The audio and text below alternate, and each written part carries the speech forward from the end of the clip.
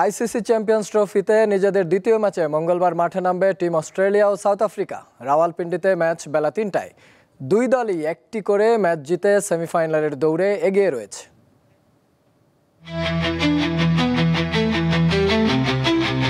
Champions ট্রফিতে Steven স্মিথের নেতৃত্বে অস্ট্রেলিয়ার যে দলটা খেলছে সেটাকে মূল দল না বলে দ্বিতীয় সারির দল বলাই ভালো। আর সেই দলটিই প্রথম ম্যাচে রেকর্ড গড়ে ইংল্যান্ডকে হারিয়েছে। চ্যাম্পিয়ন্স ট্রফিতে দলীয় সর্বোচ্চ রানের লক্ষ্য তাড়া করে জয় তুলে নেয় অজিরা। নিজেদের দ্বিতীয় ম্যাচেও প্রোটিয়াদের বিপক্ষে জয়ের ধারায় থাকতে চায় অস্ট্রেলিয়া, কেননা ওয়ানডেতে সাউথ আফ্রিকার মুখোমুখি লড়াইয়ের ইতিহাস ভালো নয়। ১১০ ম্যাচের ৫১ জয়ের বিপরীতে হার রয়েছে ৫৫টি। এদিকে আফগানিস্তানকে হারিয়ে চ্যাম্পিয়ন্স ট্রফির যাত্রা শুরু করেছে সাউথ আফ্রিকা। বি গ্রুপ থেকে অস্ট্রেলিয়ার সমান জয় পেলেও রান রেটে এগিয়ে রয়েছে টেম্বা বাবুমার দল।